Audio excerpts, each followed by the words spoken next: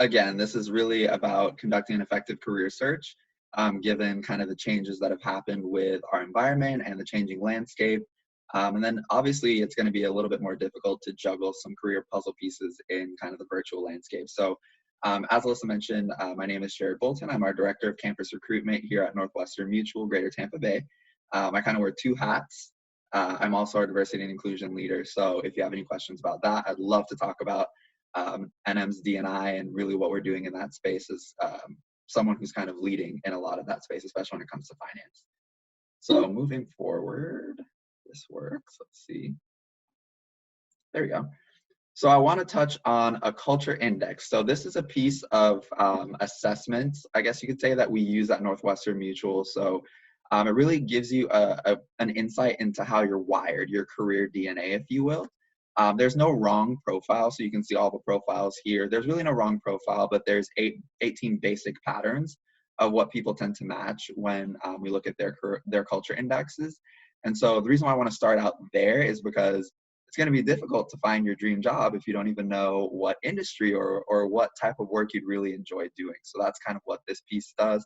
And afterwards, if you're interested in being able to take the culture index survey and get a little bit more of that that readout, I can definitely send you the link and get that completed. My email will be at the end, and you can just shoot me a quick email.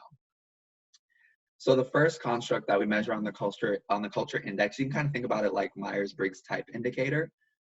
It measures several personality constructs. So autonomy is the first construct. So when you look at autonomy, it's kind of, if you're familiar with a bell curve, it's a very similar concept. So you'll see a red line in the middle of your culture index survey. And to the right of that will be one type of personality characteristic. And then to the left of that will be the other end of the spectrum for that same personality characteristic. So your autonomy, that's really the degree to which you value like a team environment versus being your own person, your own boss. So we tend to find that people tend to go opposite directions when it comes to this. Some people will follow on the line, but when your A trait is to your left, that means that you tend to be more of a team player. You want to be in that interpersonal environment where you have to depend on others to be able to get things done, and really leveraging a team. Whereas when you're to the right, those tend to be the entrepreneurs, the people that want to start their own business, be their own boss, make their own schedule.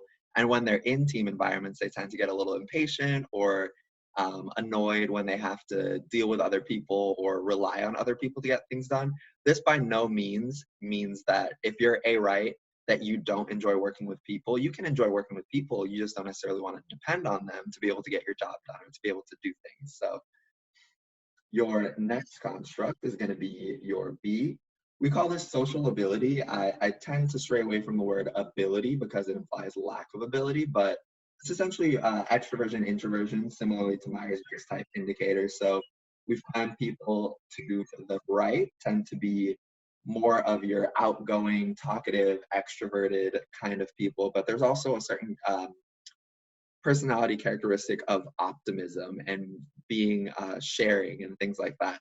Whereas people to the left tend to be more of a reserved introvert, someone who builds very meaningful relationships. When you think about a friends person, someone who has a lot of friends, they're going to be, the quantity people are going to be the people to the right. The quality people are going to be the people to the left.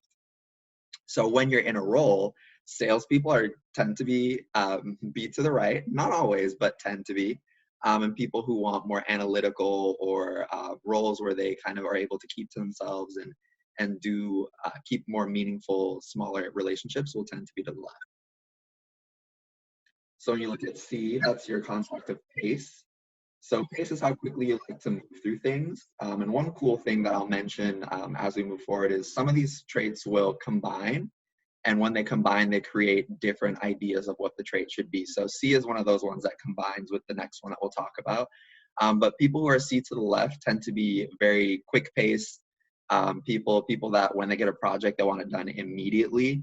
The idea of like, this needs to be done 3 days ago, as soon as you get it. Whereas people who are C to the right tend to be more calm, relaxed, methodical is another good way to describe it. So there are people that have patience and want to take their time with a project rather than just like moving really quickly and getting things done. So D is the other construct that ties in with C. So that's your conformity. You can kind of think about it similarly to detail orientation. So when you find people to D to the left, those are people who are more of your casual, laid back, less detail oriented people. Whereas your D to the right are the people that are accurate, thorough, self-disciplined, they follow procedures, they conform to standards, and they tend to be more detail oriented. So when you look at D to the right, which is more detail oriented, and C to the left, which is more fast paced, we call that combination of traits a natural sense of urgency. So those are the people that are like, I want to get everything done as fast as I can get it done because I just have so many things on my plate. I want to make sure that they're all done correctly, which we love when we see that in the business. I have that personality trait, and a lot of my colleagues have that personality trait as well. So then there are some other constructs on the culture index survey that are kind of different in that, so logic and ingenuity will be to the bottom. They aren't in opposites like a lot of the other personality constructs. They are mutually exclusive of each other. They're kind of their own opposites. So we tend to find that people are either, we find that people are going to be high in one, low in the other. That's more often than not what people will notice. But you can actually be high in both or low in both, which is very different than the other personality characteristics. So your logic is the ability to control your emotions and actions. So they're very black and white thinkers, whereas people who are high in ingenuity tend to be more of those gray area thinkers that are creative and love to be inventive and reinvent the wheel. So again, you can be high in both, but more often than not, you're usually high in one and low in the other because they're so opposite. So your energy units, that's where the red line on your personality, your culture index survey is going to be. Energy units is really a measure of mental stamina. The higher you are to the 10, so it starts at 0 and goes to 10. The higher you are to the 10, the more mental stamina you have. So basically just means the longer you can go focusing without taking a break. So people who are lower end of energy units, doesn't have anything to do with intelligence. You can be the most intelligent person, but it just means that you have to take a break quite a bit more often than someone else would have to take. So I want to transition into a little bit more of what we want to talk about today, where it comes to career searches, making sure that you are finding the right opportunity for you. So there's a pop quiz that I want everyone to take. You don't have to share your answers, but just write them down on a piece of paper if you have a piece of paper near you. So the first question is, how many new college grads have a job related to their major? The next question is, what percentage of graduating seniors say they have a job waiting for them after graduation? And this was done as of a year ago. So take COVID out of the equation, which has made things quite a bit different. So how many jobs will the average person have in their lifetime? How many recent graduates say they wish they had done which of the following sooner while still in college? And then classified ads are a good source for jobs available in your area. So we're going to come back to this at the end and really discuss what this is going to look like, and I'll give you the answers. So I promise you will probably be shocked. So how are jobs found? I think now that COVID-19 is a thing, and there are quite a few students have been unfortunately displaced from jobs that are happening right after college or internships that they've accepted for the summertime. Businesses are in a very precarious environment is a good way to describe it. And some businesses are positioned strategically. Northwestern Mutual, fortunately, is in an industry that positions us pretty strategically, being that we provide financial security for the people in our community. Never has this been more pertinent of a topic than now with COVID-19, where people are worried about kind of what their next steps are going to look like. Will they have a job? Will they have an internship? What their finances look like? Our business is in high gear, which again is a weird, fortunate, unfortunate circumstance to be in. But when you think about how jobs are found, a lot of times, especially when it comes to business, I'm not sure how many of you guys are business majors, but when it comes to business, a lot of it's going to be your network and word of mouth. That will be one of your best ways of meeting people. Connecting with alumni. If you're in professional fraternities like Delta Sigma Pi, or organizations like Beta Alpha Psi, or any other types of Greek life or student organizations, alumni are going to be really great people to get you connected in this community. So online social events, LinkedIn hosts a lot of LinkedIn mixers virtually. They also host them in person, given the current circumstances. I think more so virtually than not. Opportunities like this, where you have your career services setting up a time for an employer to come and meet with you all, that's really, really awesome as well. Job boards, Handshake is going to be a really, really awesome tool for you. Um, I will say there's kind of a give and take when it comes to Handshake. So Handshake's really, really awesome when you have a really, really great resume and you know how to leverage your experience to be able to look really great for that hiring manager, recruiter, sourcing manager, whoever that resume may come by, because they're going to take a quick peek at your resume and hopefully everything on there is great. And I'm sure everything on there is great. But more often than not, word of mouth will get you quite a bit further than a job board, just especially being a college student where you may not have always direct career experience. So recruiters, headhunters, those can be a little bit on and off depending on how the firm hires. But I want to touch on your personal network. So something that we leverage quite a bit in our business, whether it's on the actual financial services side of things or whether it's on the recruiting side of things and talent acquisition, really building our team and our growth. Personal network is something that we use really, really often, and we encourage all of our interns. We teach them how to use their personal networks and be able to effectively market themselves in the community that they're already a part of. So this worksheet, we call it the U worksheet, is definitely going to be a really great place to start out. If you guys would like, feel free to grab a screenshot. Again, my email is going to be at the end of this presentation, and you can reach out to me. I can help you with this. But I think now more than ever, personal connections are going to get you quite a bit further. So understanding who you know will be very, very valuable in your career search. So we're talking about anything from coaches, if you're athletes, to sports. You're going to look at past internships, future internships, personal people that you've known, grown up with, people in your clergy and your places of worship. Those can all be really great business connections and people that can help connect you with a great opportunity. So again, remember that these are a way for you to really network yourself and get to know what opportunities are out there.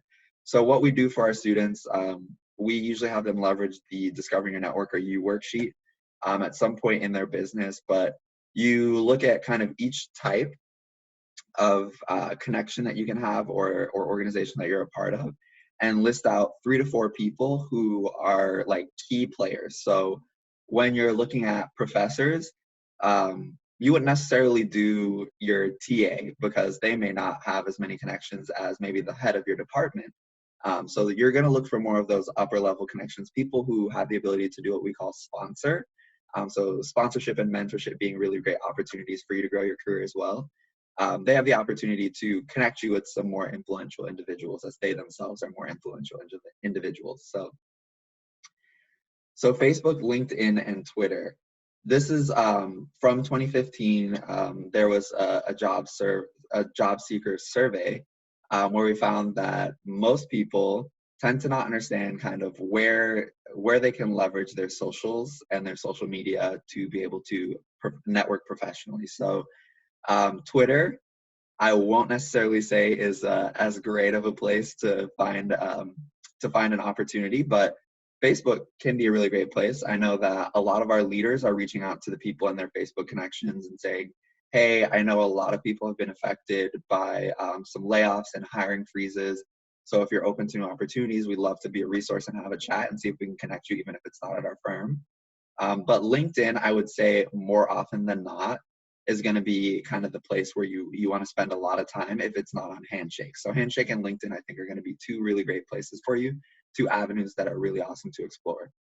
So when you look at this, you can see few people have an updated LinkedIn profile and have made new personal connections or have contacted anyone for a job. And it's really a blind spot that I think a lot of students have. And I think your career services and your professors, they do a really great job of helping you out to understand what value LinkedIn can be to you in this search.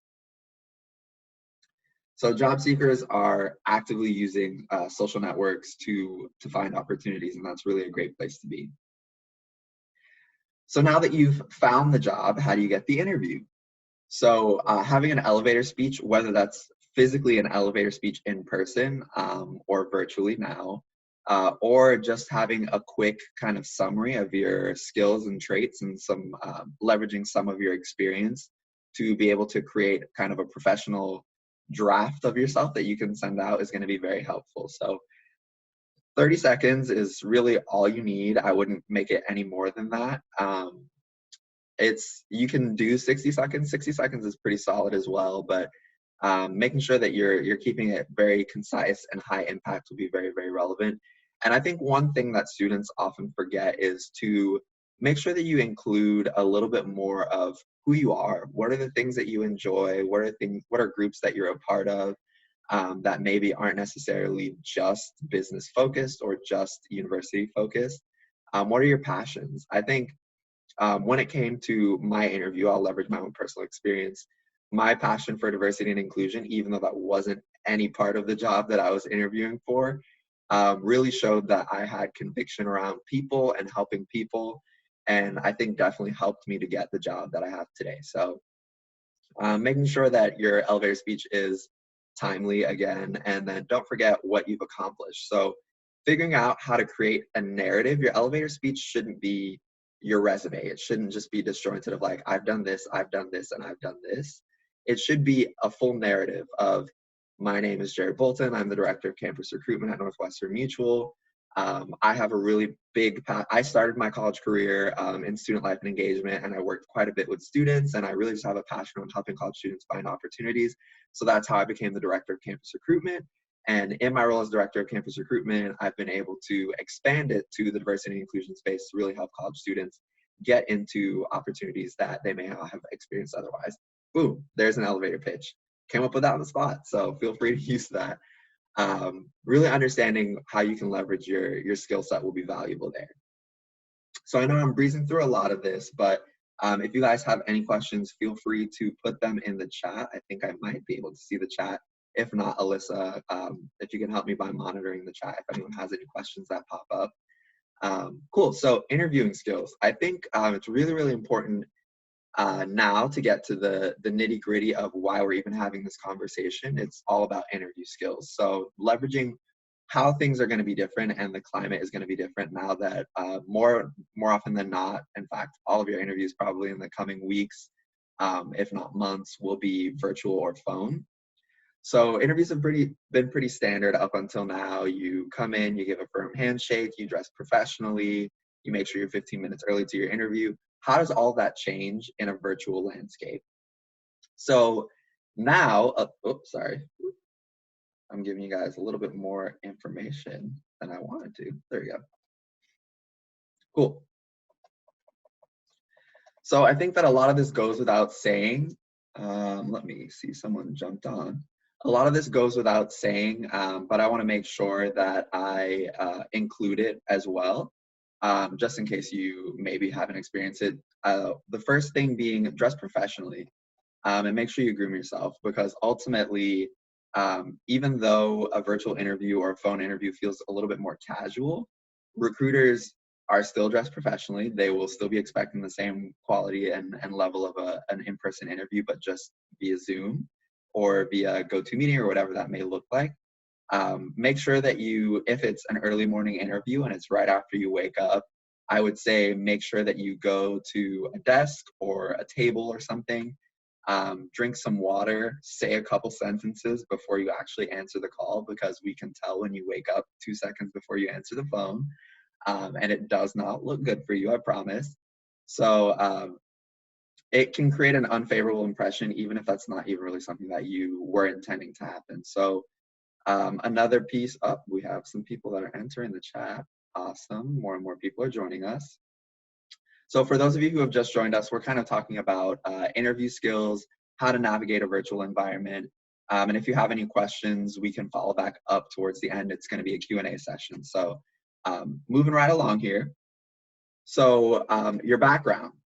making sure that you remove any distracting posters or pictures or anything that might give an unfavorable impression of you. You never know. I always go with, as you can see, a very plain white background. Um, but it doesn't necessarily have to be plain. Just make sure that it's a pretty neutral background. But more than that, also make sure in a quiet space. So funny enough, just did a career fair at St. Leo's, a virtual career fair.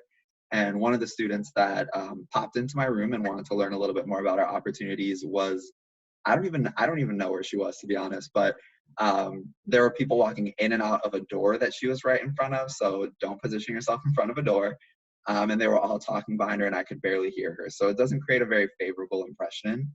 And of course, things happen. If you have pets that bark, even if they're outside of the room and you can hear it, just excuse yourself and say, sorry, my apologies, my dog is right outside, but, and just keep it moving. And recruiters and employers know that these are valid circumstances to be in, especially now that we're changing everything to work from home. So don't worry too much about it. Just do your best to present professionally.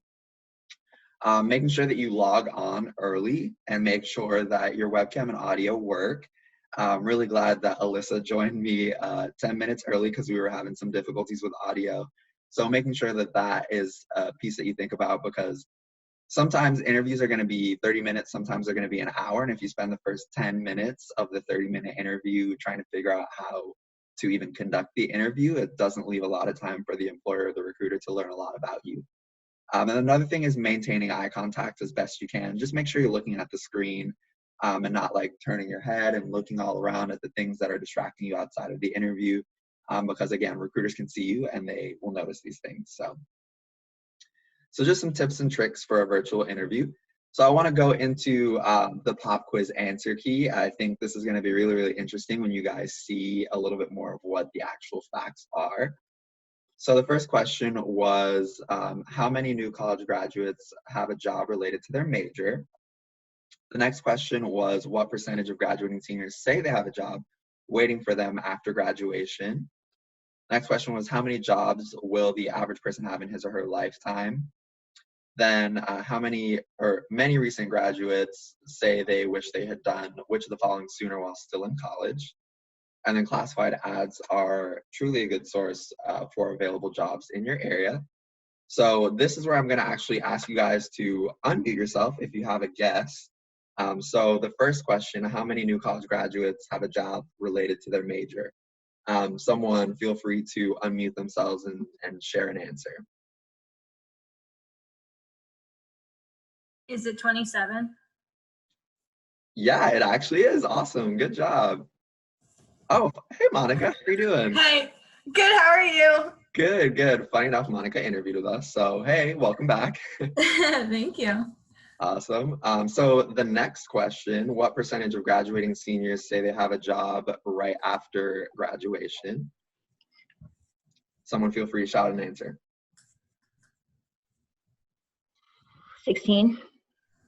16? Okay. Anyone else have an answer? 49. Sorry? 49? I'm just guessing. See, yeah. No, I'm just going to go through that line. Okay.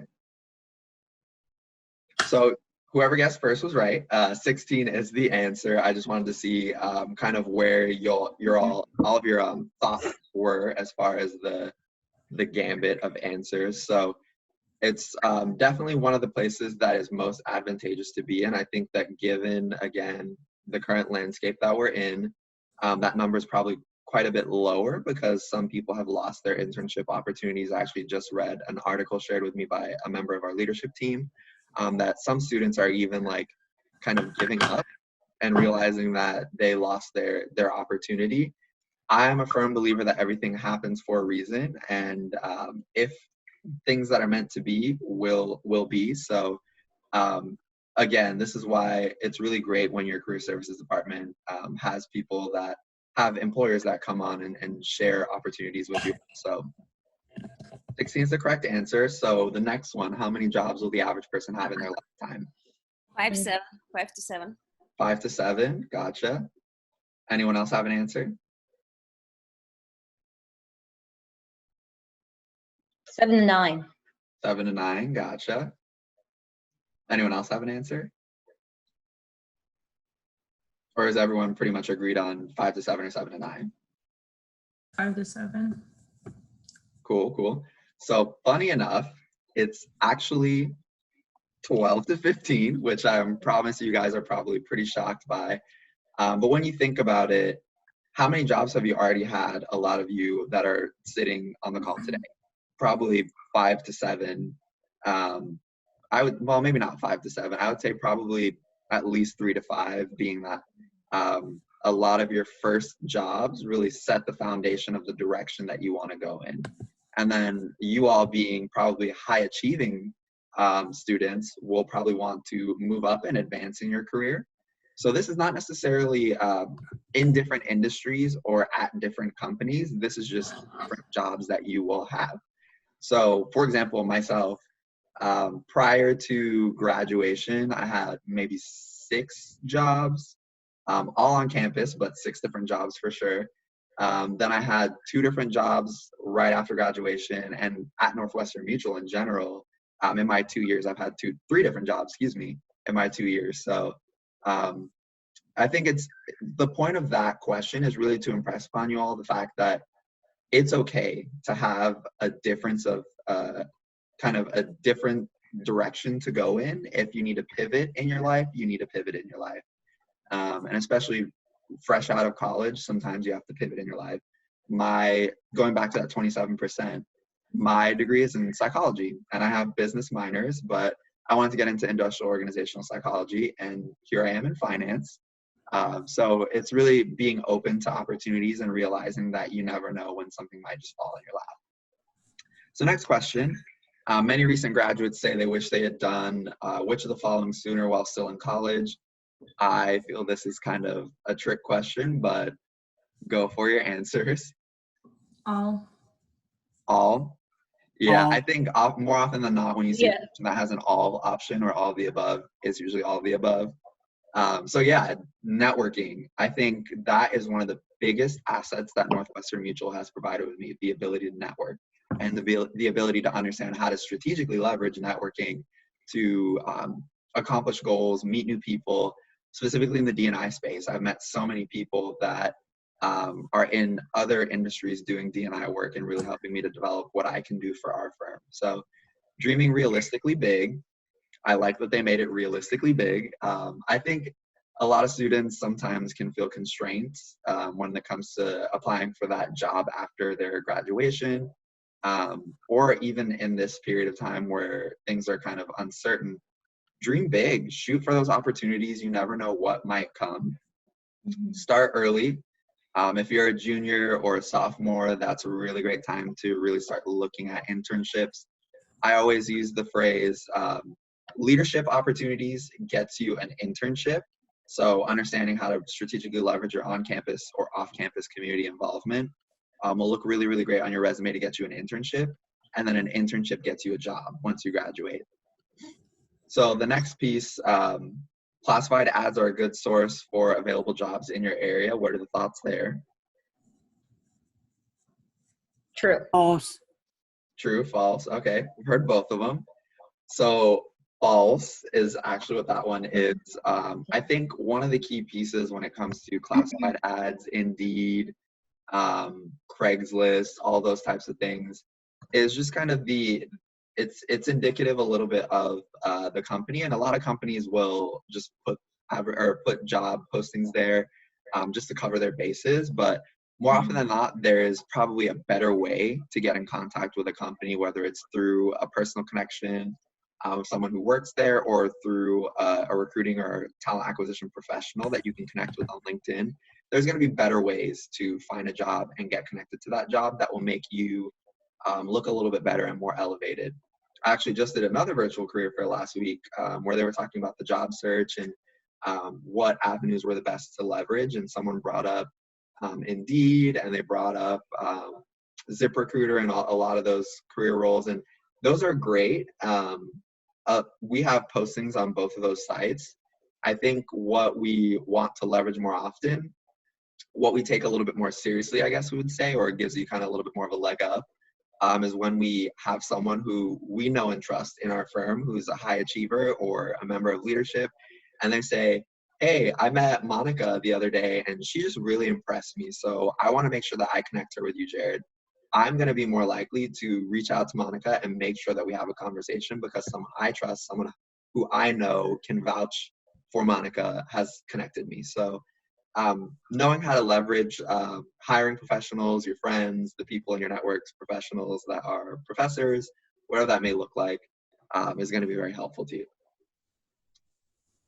So the last thing is our Q&A. So I had a couple people hop on towards the end. So if you guys have any questions, feel free to put them in the chat. I think that's probably going to be the easiest way to share rather than potentially people speaking over each other. So feel free to put any questions that you have in the chat. And then again, let me also just reshare this. If you guys want to take the Culture Index survey, which I definitely recommend because it's super cool, and I just, being my degrees in psychology, love this type of thing. Feel free to shoot me an email and I'll be able to send over that Culture Index survey and then set up some time for us to have a conversation and explain it to you. Does anyone have any questions? I'm not seeing anything popping up in the chat.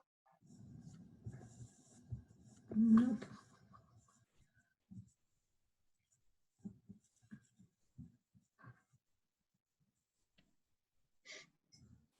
What's the survey? Is it just rating like personality wise? Oh, okay. Yeah, let me circle back to the survey just really quick for. Yeah, sorry, I hopped on late. That doesn't help. Oh, no, no problem. Let me just actually do this more efficiently.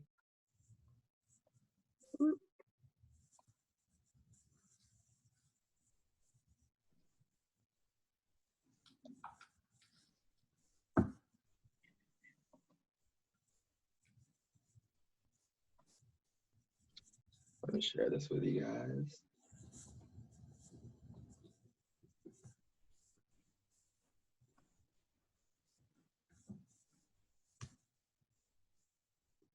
Cool. So the Culture Index survey is a tool that we use as kind of a coaching tool to better understand one, like the type of person that we're interacting with, and then two, how best we can position kind of the internship or the career to understand what they're going to love about it and some potential pitfalls or challenges that they may have so we can better leverage that in the interview and then eventually when they come on board, how their coach mentors them.